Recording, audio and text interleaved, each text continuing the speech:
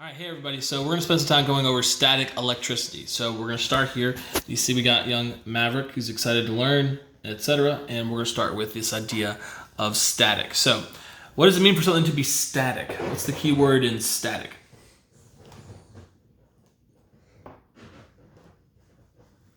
S-T-A-T-I-C is stat, good guess. But stay, because if something is static, like a stasis field in science fiction, stasis just means holding it in place, staying in place.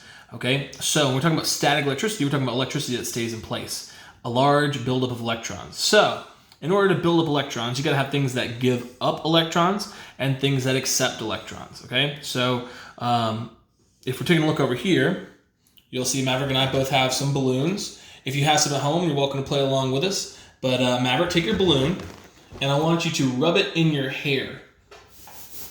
Like a whole lot. Like really fast. Like really fast. Lots and lots and lots in your hair. Okay.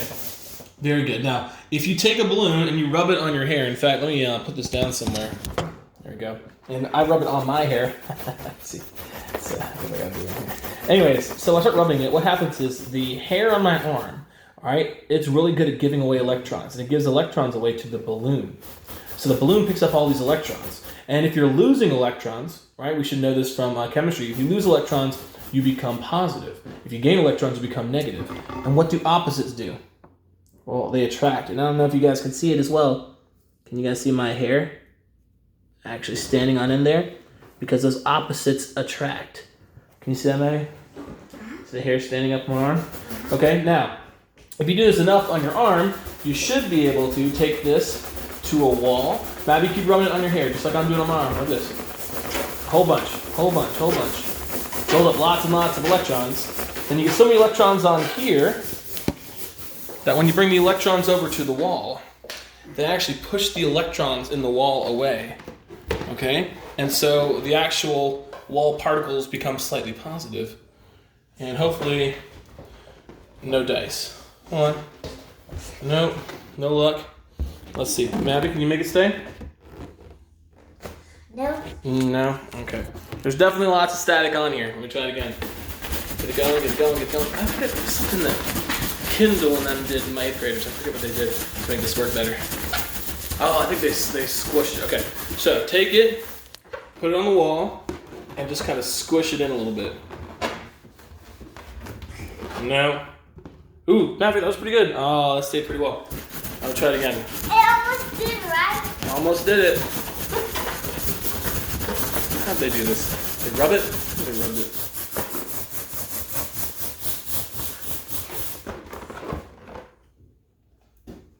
It almost did. No. Maybe these walls are just terrible. Who knows? Well, at the end of the day, whether it's working or not in here, hopefully it's working for you if you happen to have some balloons at home. But anyways, the central theme and idea is this. Let me pull it up. Ow. I'm good. Okay, anyways, let me pull it up on here. So if you're taking a look at this PhET simulation, which you'll be playing with later, you'll notice when you take the balloon over here and you rub it, right, on there, you see how it picks up all the electrons? And those electrons become negative. So what you do is you bring it over here towards this wall and look. Look how the electrons bend away on the wall.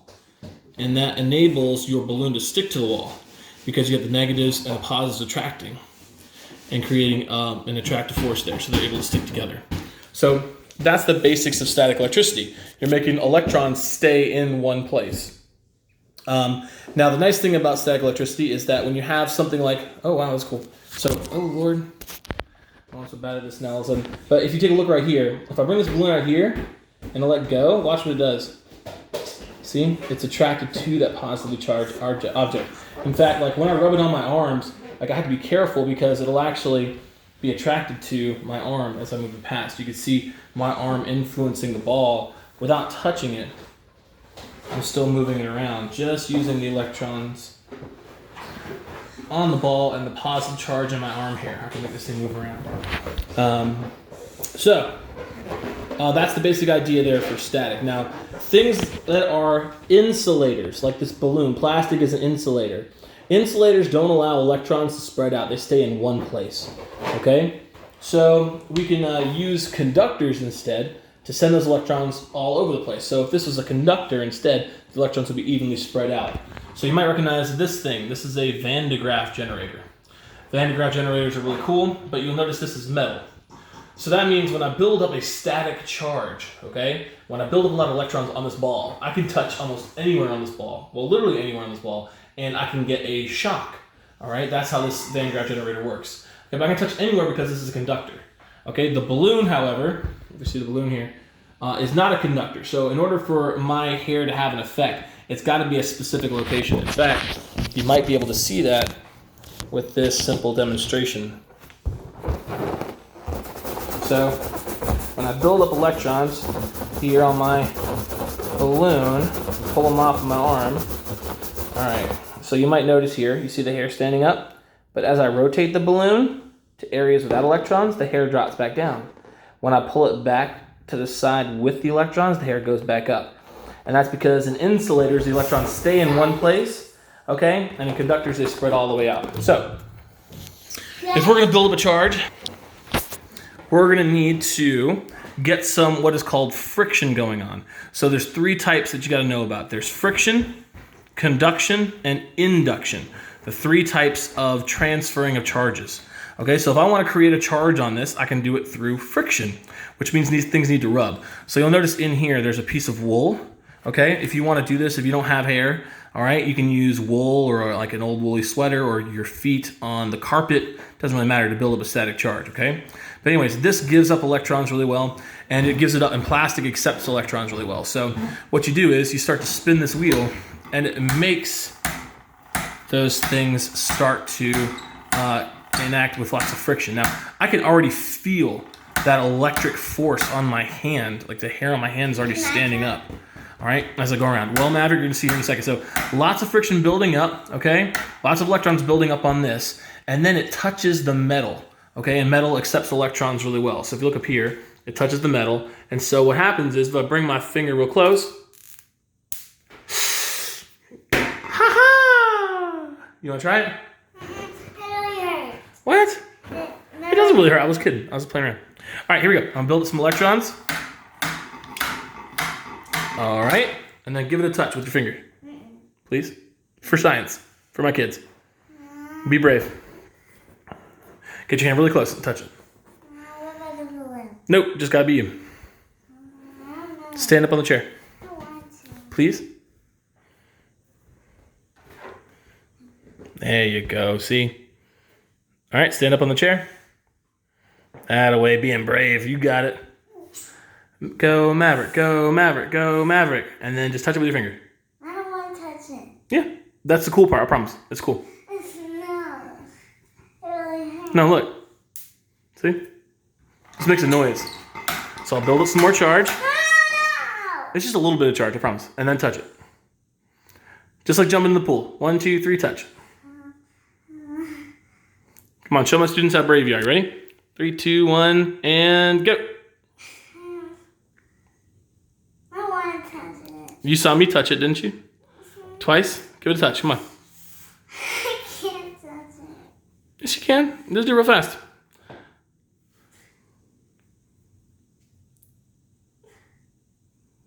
What do you want to touch? I'll tell you what. Close your eyes. Hold your hand out. Close your eyes. Can I try that one? Close your eyes.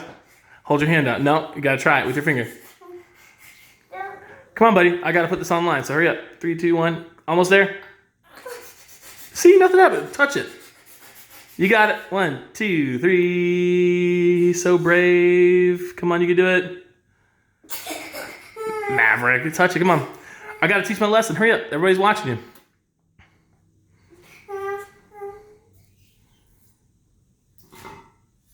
See? Anything happen? No. Okay. No. Let me do it again. Yeah. Anything happen? Anything happen? No. All right, let's build it some more. All right, now try it.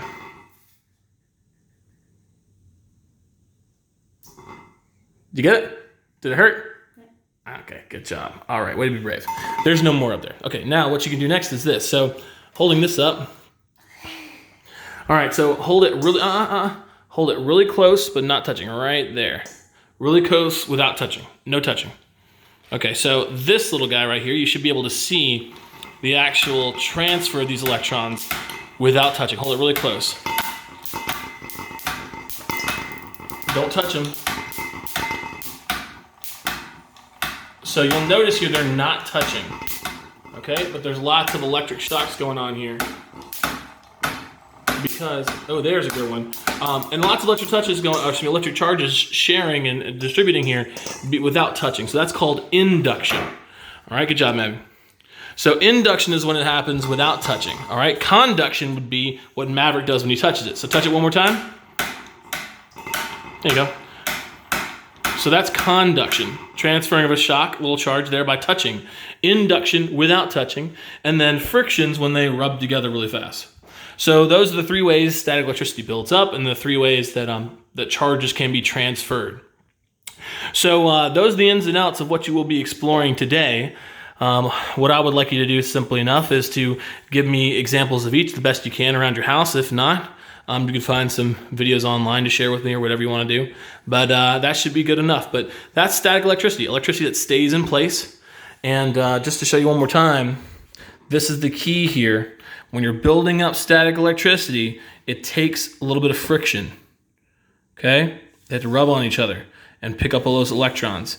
And then those electrons will influence others. Remember, opposite signs repel. Like signs, bless you, attract.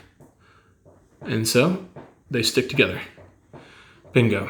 All right, cool. That's all. Hope that helped. And yeah, have a good day. And I'll see you all for the next one, which will be really cool too, with circuits and whatnot on, I guess, Thursday, Wednesday, whenever you do it. Okay. All right. Bye.